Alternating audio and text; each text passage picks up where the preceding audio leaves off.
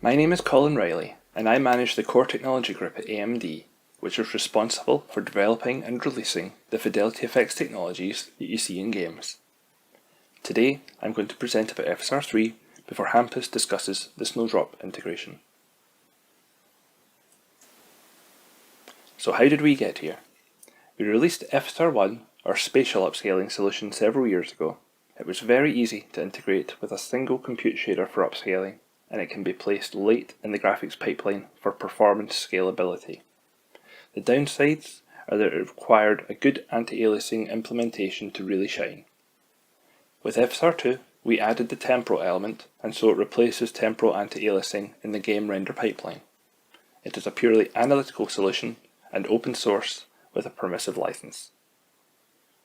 Today, with FSR 3, we added frame generation, which means it touched upon many new areas of the graphics pipeline, with new challenges for integration. Again, with FidelityFX, it's open source with a permissive license. The development of FSR 3 started in 2022 with a proof of concept. A small team worked on it through to release in 2023, including integrations into our preview titles in late September. There was no changes to upscaling except for some fixes for the new native AA mode. The goal was a cross-platform frame generation for all to ensure the widest possible uptake into many gaming platforms. When considering generation of new frames, there are two paths you can go down: interpolation and extrapolation. Interpolation means you take data from two confident data points, frame n and n+1, in order to generate a new frame g. This does add some observation latency. However, you cannot show the newly generated frame until after you have rendered the real frame after it, n+1. Extrapolation generates data beyond your data point, and as such has lower latency because you do not need frame n+1 to generate frame g. However, you only have one set of data points, so have lower confidence, and as such it can be a more computationally expensive operation. Regardless of what path to choose, both have complex challenges around how you present the generated and real frames to the user. FSR 3 uses frame interpolation. Whilst it does have a latency cost, the higher confidence in the data means there is a potential for less artifacts given a unit measure of GPU cost, and less reliance on inpainting, a process I'll describe in more detail later. The challenges are in interpolating non-linear motion, high-frequency artifacts, and game motion vectors not matching what's on screen. Perspective projection and camera movements make even static objects move in a non-linear way.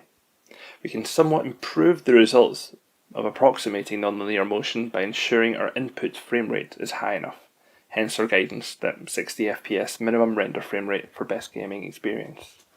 You can see here in the diagram that as the samples FPS increase, the interpolated motion path approximates to the actual motion path more.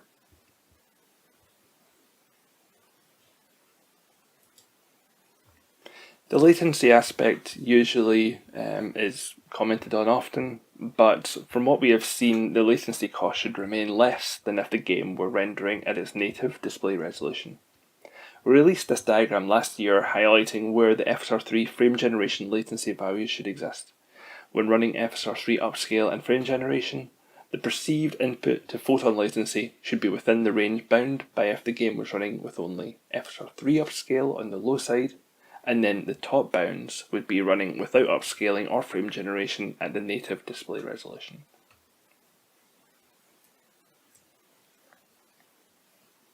The motion vectors used for frame interpolation are the same low-resolution ones used for upscaling. They are used for disocclusions and reprojection operations within the frame generation algorithm. The vectors will not map directly to final colours due to UI and post-processing effects such as the motion blur not being considered. They occur post-upscale. Other items that may not have motion vectors are transparent objects and shadows of moving objects. Frame generation needs more information to assist with creating accurate interpolated frames, and this is where optical flow can help. Optical flow is a technique which tries to identify objects and estimate their motion from one frame to the next. For FSR 3, we took the motion estimation algorithm from the OpenCL Video Fluid Motion Frames codebase and experimented extensively. We expanded upon its capabilities to add smaller block sizes and adjustable search radius. There were various trade-offs to be made between resolution, false positive movements, and minimum object size, but we settled upon a single mode which, when combined with aspects of game motion vectors, can give us excellent results across a wide input range of content, and all at a very low GPU compute cost. The optical flow vectors and game motion vectors are combined into a motion vector field using various heuristics.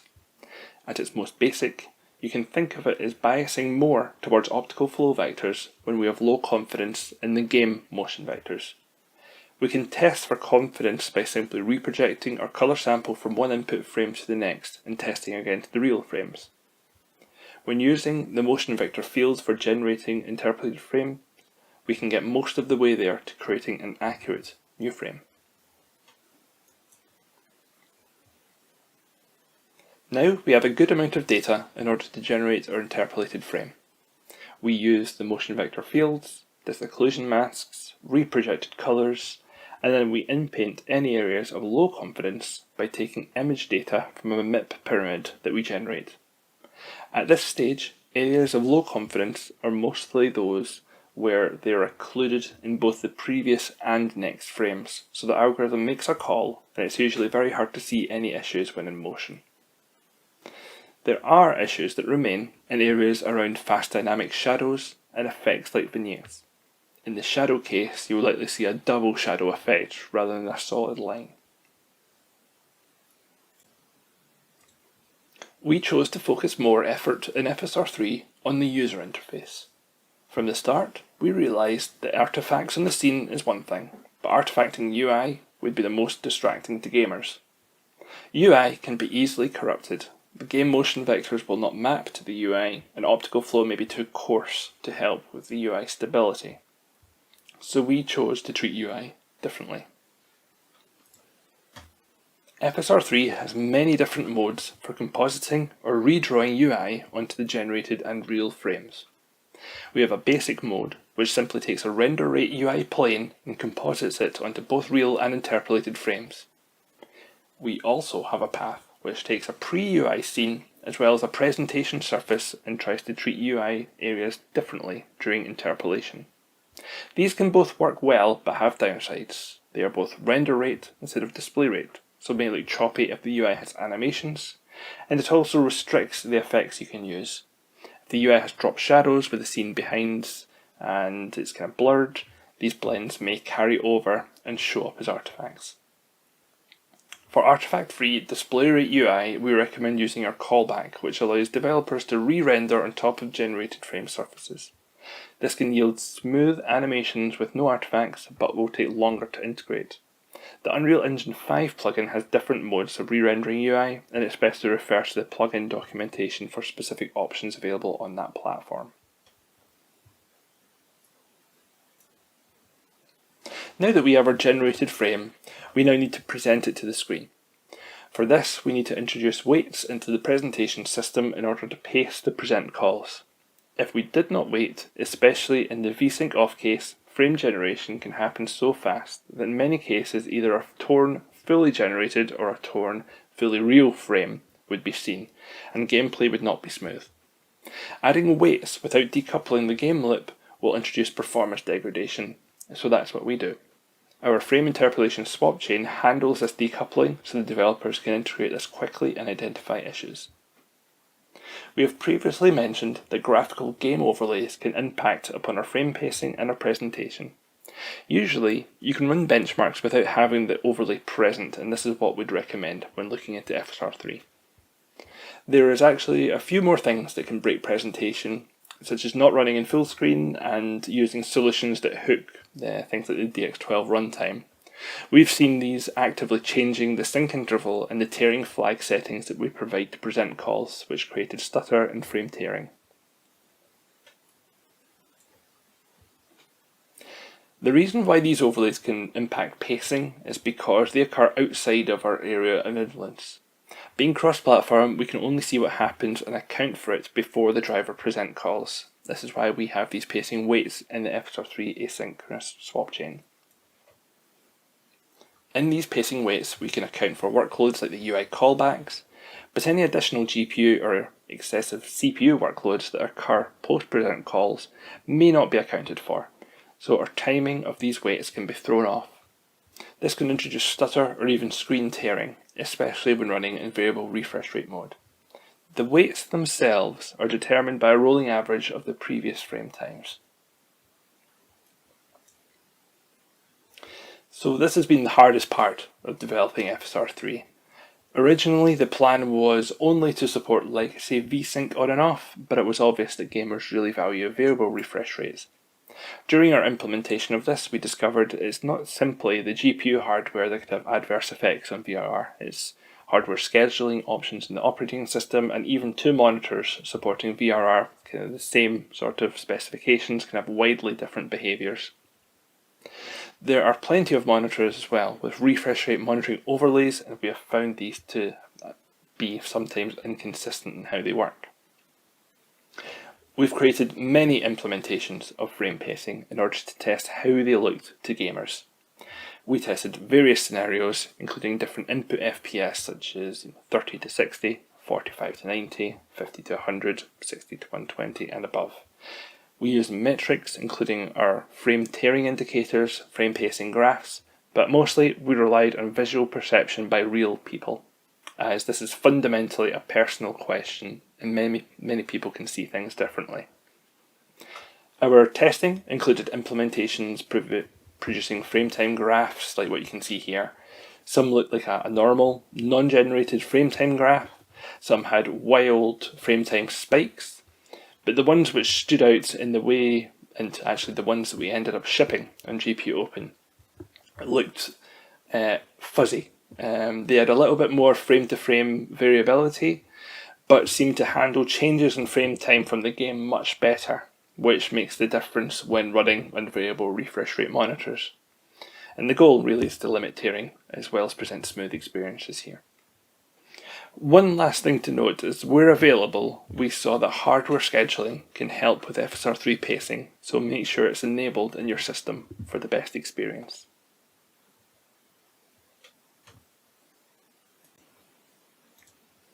When it comes to performance, I think many will be surprised at how fast you can generate a new frame with FSR3.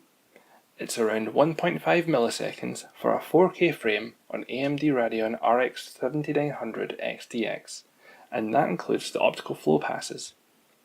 FSR3 requires Shader Model 6.2, and in terms of memory use, FSR3 frame generation can be enabled at 4K with FSR3 upscaling already running in performance mode, in as little as an additional 130 megabytes. This runtime cost can be hidden by using asynchronous compute and overlapping it with some low occupancy workloads in your game frame. However, we recommend integrations first start by using the non-asynchronous path to validate generated frames and pacing beforehand. This is because resources need to live longer past the end of a game frame for safe async compute usage, and sometimes that does not play well with game systems for resolution changes and window events. We can isolate those events and integrations afterwards and attempt to go async compute for maximum performance later. When it comes to latency, we do see that enabling interpolated frames adds some perceived latency. However, it does usually remain within our previously stated window of being more than simply upscaled, but lower than native rendering at the display resolution desired. This was certainly the case for our first two released integrations. Once FSR3 is integrated, any issues can be debugged via internal features. There are tear lines that can be drawn at the edge of the screen to identify poor pacing, and then there's a debug view as presented here, which can be used to identify other issues in the algorithm. It can be enabled by configuring FSR3 at runtime with the Draw Debug View flag.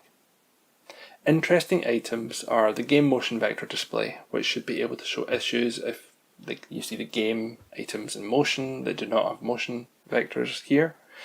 The optical flow vectors are top right. This should identify larger particle movement as shown. If there is some ghosting, sometimes this could be due to the occlusion masks being too conservative, and this can indicate that the depth input flags are incorrect. Lastly, if the HUD-less UI mode is used, there's a way to see the input without and with UI. Now, please let me introduce Hampus, who will now present how FSR 3 was integrated into the Snowdrop engine. Hello, my name is Hampus Sevoson, and I'm an Associate Lead Engine Programmer at Massive Entertainment. Today, I will be talking about our integration of FSR 3 into Snowdrop. A quick disclaimer though, this presentation is not about the FSR technology itself, but rather more about the practical side of things and what we learned during the integration. Let's take a quick look at the agenda for today. We'll start with a small intro on the Snowdrop engine and our motivation. We'll take a look at some integration details. Then we'll have a look at the external resources used by FSR and how we handle them in Snowdrop. We'll take a look at how everything fits into the Snowdrop rendering pipeline. And lastly, we'll finish up with some extra details on the new addition to the FSR SDK frame generation. So what is Snowdrop? Snowdrop was initially built for Tom Clancy's The Division, and ever since, it has been a key piece of technology at Ubisoft.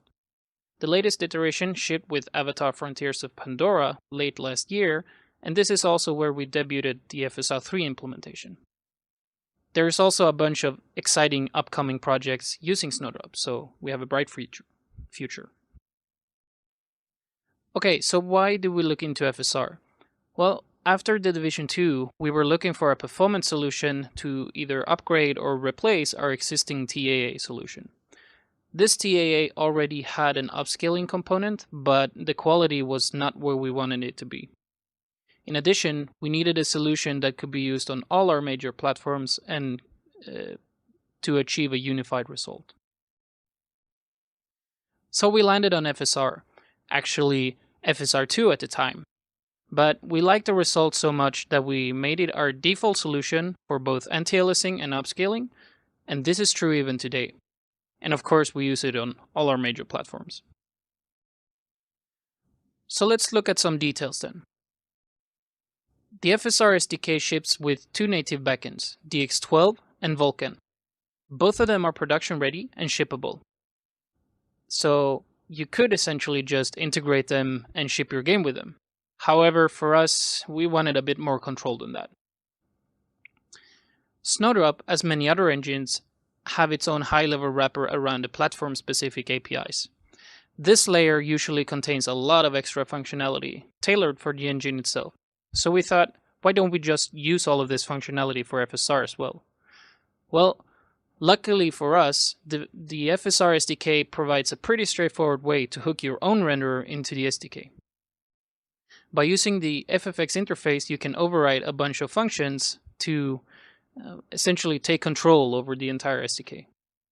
And this opens up for all sorts of functionalities, such as debug visualization, profiling, memory management, you name it. These hooks are defined when we're setting up the FFX context. More specifically, these three lines. Internally, FSR uses multiple contexts for each feature. So there is actually three contexts here. We have the shared one, the upscale context, and the frame interpolation context. This is mostly a memory thing, but so the hooks are the same across all of them. So don't think too much about that right now. We'll touch upon it later again in the presentation. All right, so let's take a look at how an example of one of these hooks could look like. More specifically, we will take a look at the execute render jobs, which is the one responsible for dispatching the compute shaders. This is roughly how the implementation side looks in Snowdrop, and I'll walk you through it. The first thing that we do is that we loop through all the scheduled jobs. For each job, we check which type it is, and we take corresponding actions. So for example, if you have a clear job, you run the clear operation, or if you have a copy job, you run a copy operation. But the more interesting one here is actually the compute type, which we'll take a closer look at. Looking at the execute compute job function, there's a bunch of things happening. By hooking our own callbacks, we get fine-grained control over all the scheduling. So we can also take decisions to either change the behaviors or add things like quality of life improvements. The first thing that we do is actually to gather resource information. We have actually moved the entire FSR implementation into bindless. So this part is where we extract the descriptor indices. And we also run for each resource a specific function that we call mark resource for bindless. This one essentially just transitions the resource into the state that you want, and it checks for residency.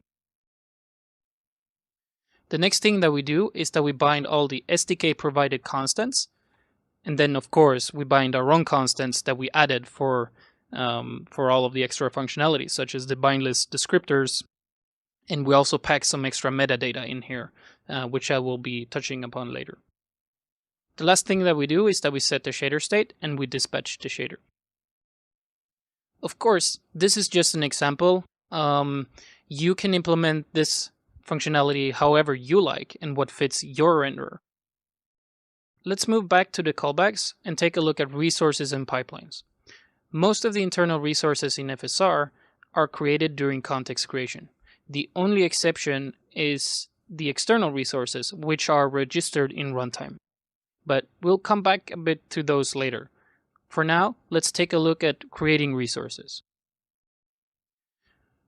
By taking control over the resource creation, you get fine-grained control over all the allocations. You can use your own custom resource types, and you can initialize all of them based on their usage or however you prefer to initialize them. Some resources are not required to be kept indefinitely in memory. Thus, we can discard their memory allocations when they're not needed. If the aliasable flag is specified on the incoming description, it means that the resource can be temporary, and we can allocate it just in time. This is something that fits very well with our internal temp resource solutions, and it allows us to minimize the memory overhead. The temp resources are allocated just before the FFX dispatch call, and this is done for each context. Right after the dispatch call, we discard them. Okay, so we had a quick look at the resource creation. Let's take a look at the shaders then.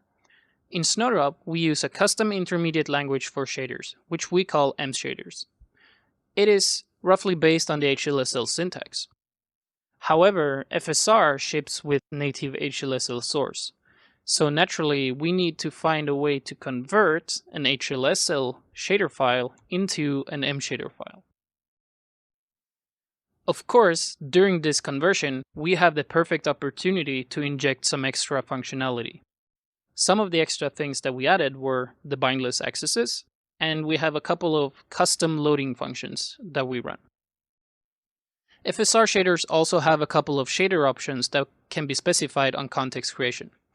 These options drive which permutation of the shader we are going to use.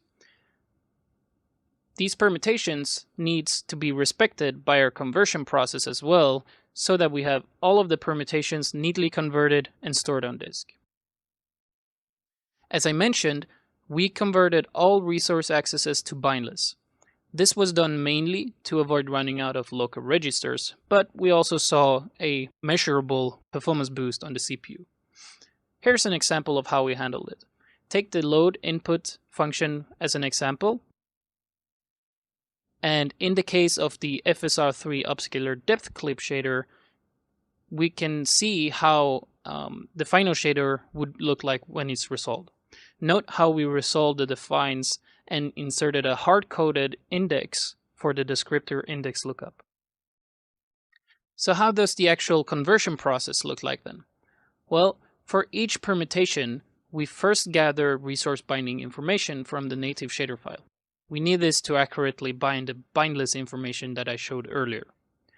Then we pre-process the native shader to resolve any pre-processed directives. The pre-processed code is then parsed by our own shader parser into an AST-like representation. Once we have the shader properties, we can convert the parts that we want to convert and strip out things that we don't need, such as the native resource bindings. When this is finished, we now have a proper mshader file that we can write to disk. Okay, so let's move forward to some external resource requirements then. By external, I mean not internal to FSR. So these are actually resources that needs to be provided to FSR from your own renderer. As I mentioned before, we have different contexts, and they are used to store different external resources or different internal resources as well. So we have the shared context, which shares data between both the upscaler and the frame interpolator. And this one holds the depth and the motion vectors. We have the upscaling context, which holds two textures that are actually optional, and those are the reactiveness and the transparency and composition. We don't really use the transparency and composition, so I didn't include a picture of it, and this is mostly because we didn't find a good use for it yet. For frame generation, we need the HUD-less game scene, which is the renderer output without any UI composited, and then of course the separated UI texture to allow for deferred composition. Okay, so let's dive into some details about the motion vector specifically. Motion vectors are precision critical. The upscaling algorithm is sensitive to errors. If you have any errors in your output, the frame interpolation on top of it would make everything worse. In Snowdrop, we have something called vertex modifiers, which are just artist-driven shaders that drive the vertex positions. Those can be very problematic, especially if you have some form of mismatching last frame data. This would mean that the reprojected position that is used to build the motion vector would be incorrect. And this would lead to, of course, incorrect motion vectors, or even sometimes they might be entirely missing. The native Snowdrop motion vector resource encodes additional metadata. This makes it problematic to pass into external effects. In general, this would mean that we need a decoding prepass to decode the motion vector information and store it in a separate texture. This texture would then be used as an input to FSR. But since we build our own shader variations and we hook our own render API, it is actually much more convenient for us to just sample this global motion vector resource directly and account for the decoding. This avoids both the extra memory footprint and the decoding cost. And by the looks of the picture, this is just a rough visualization. The encoding for the motion vectors are actually much more complex than this, but for simplicity, this is how it looks like. Okay, so how does it actually look in the shaders then? Take the load input motion vector function as an example. This is the part that we actually changed, and what we do is that we sample the global motion vector resource, we decode the data, and we extract just the offset vector, and we disregard all the metadata. Then we take the offset vector and we pass it along the regular FSR code. As mentioned before, it allows us to bypass the need for a prepass, so we get some extra performance back from it. Okay, so let's take a look at reactiveness. What is reactiveness? Well, it's a resource that controls or drives the history lerp within the upscaling algorithm, where 1 means to use no history and 0 means to use a full lerp of the history. In Snowdrop, reactiveness is actually binary, and we include it in our stencil buffer. It is a legacy approach, and it's somewhat problematic for certain parts of FSR, and therefore we provide a global reactiveness value that we use in place where we have marked pixels. This works for us because we have the reactiveness is mostly used for particles and not a lot of other things. But this is actually changing a bit, so for the future we want this texture to move to a full U-norm texture so that we get finer grain control over the history. Okay, so how does this look in the shaders then? Well, it's very similar to the motion vectors. We just use custom sampling. So what we do is that we read the global stencil texture and we return the global reactiveness value if we have a match. Okay, so where does all of this fit into the Snowdrop rendering pipeline then? Well, we have two key points that we want to keep track of. We have the pre-post effects point, and we have the presentation point. Let's take a full frame of our in-game profiler or our in-editor profiler from a snippet of Avatar, Frontiers of Pandora. This marked point, or this marked area, is actually showing the work that's done on the GPU. All other work is CPU side work, but we will be focusing mostly on the GPU side here. Snowdrop is using a deferred render, and as per usual, you will find the most common passes in our timeline as well. From left to right, you have depth, shadows, gbuffer, ray tracing, deferred lighting, forward rendering, and post effects. The FSR upscaling happens just after we finished our forward rendering pass, but before UI and post effects. For frame generation, frame interpolation work is scheduled during the task that normally would present your frame. However, due to the asynchronous nature of frame generation, presentation is deferred and we run the interpolation work asynchronously with the next frame's graphics work. Once the interpolation task is finished, we can present our interpolated frame, respecting the pacing requirements of course, hence the offset from the interpolation task itself, and then the real frame gets presented once the next pacing interval has finished.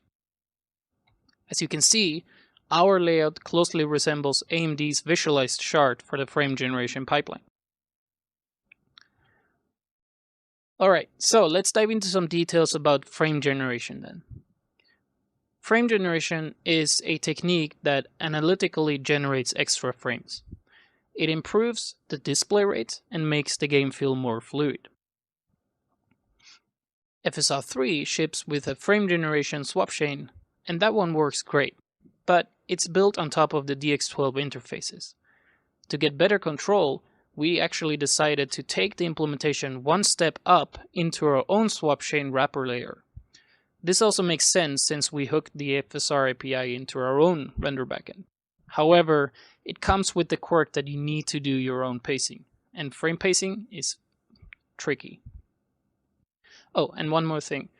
By implementing the pacing and interpolation code as part of our own swapchain wrappers, we've now opened the door for platform-agnostic frame generation. But that's something to talk about in the future. Okay, so the custom swapchain implementation then. Our implementation is heavily inspired by AMD's swapchain implementation, but we needed to add a few tweaks here and there to make it fit our own pipeline. The most notorious issue that we had was fences. This was mostly due to our fence validation not being prepared for new command queues and indirect dependencies.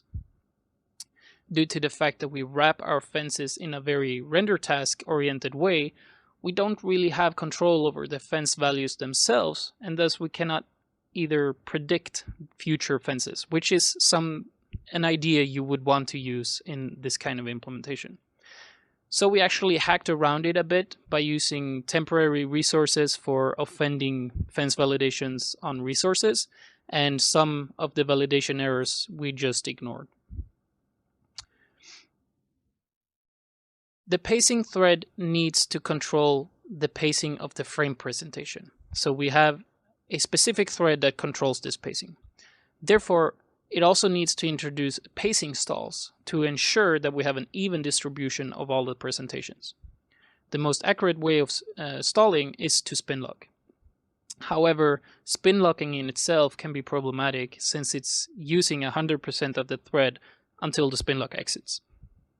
We weren't too happy with this, so we decided to investigate what we can do about it.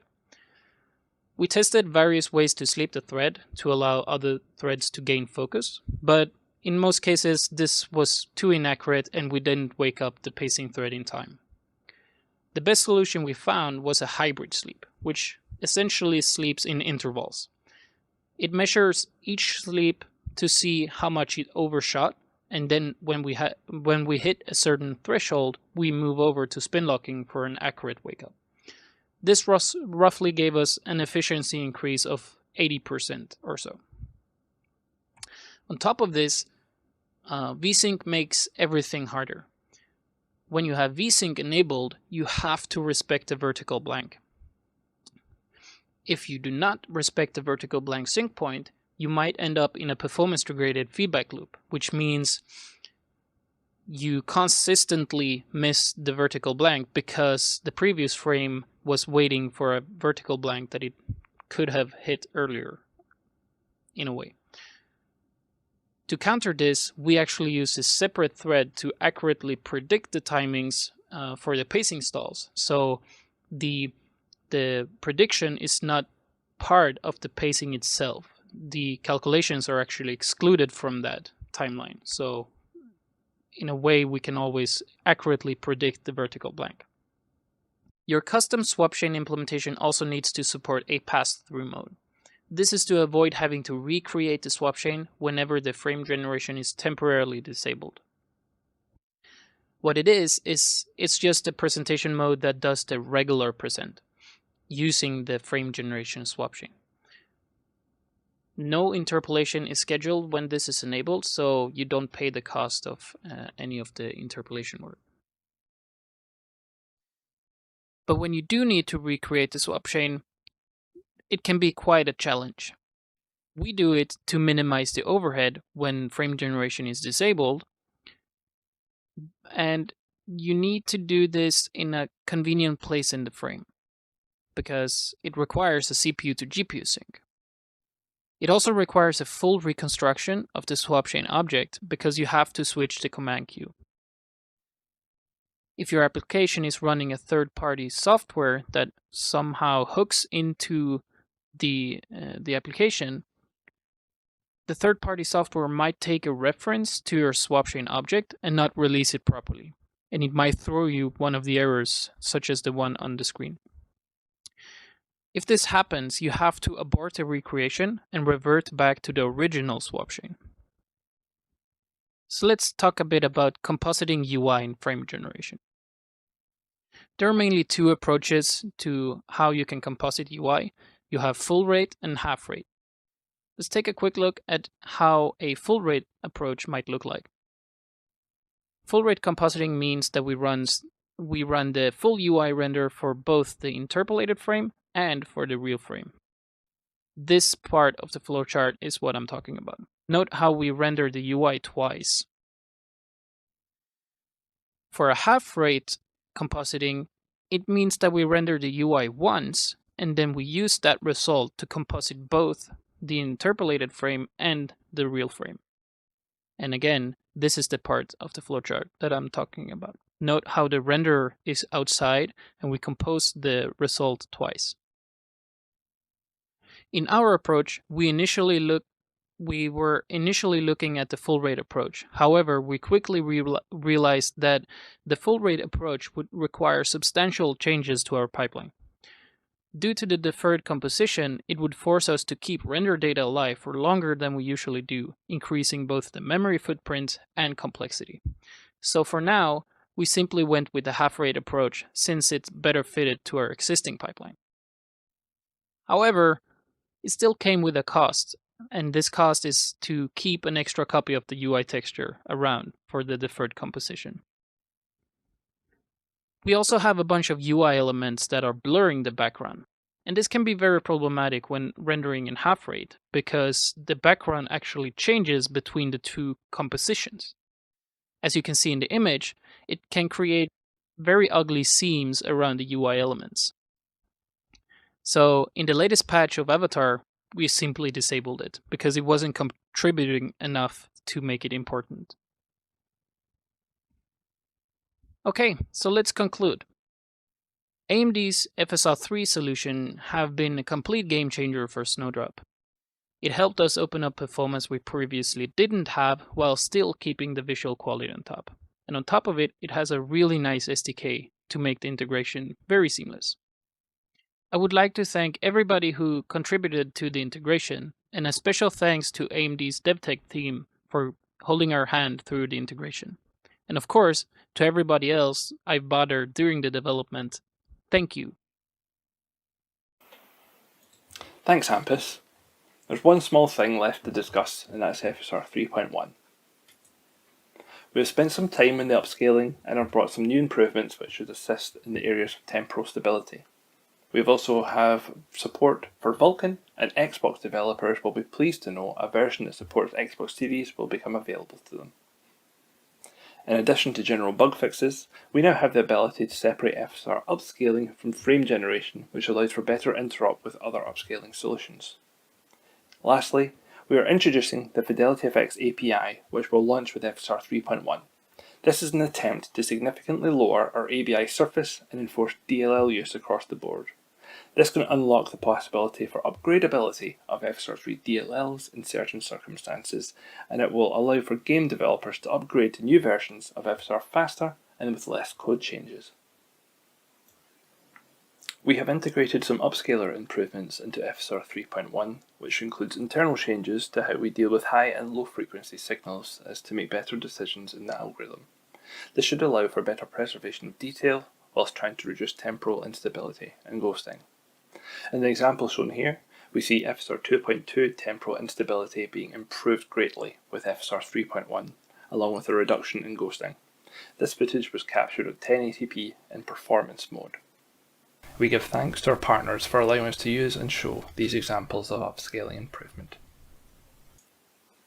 A large change with FSR 3.1 is that we can now support third-party upscalers whilst enabling FSR 3.1 frame generation. We originally architected the system so that the frame generation workloads took intermediate data from the upscaling pass as a performance optimization. We now offer a new API entry point for generating that intermediate data separately, allowing game developers to use existing third-party upscaling solutions in combination with FSR 3 frame generation. The additional step of generating some intermediate data costs a small amount of GPU time, but we hope this additional flexibility allows for more integrations of our frame generation solution. FSR 3.1 will be getting released on GPU Open very soon, so keep up to date by following the GPU Open social channels. This presentation in FSR 3 would not have been possible without these talented individuals, and I thank them for their contributions. Thank you for your time, and I look forward to seeing how game developers utilise FSR 3.1 in the future.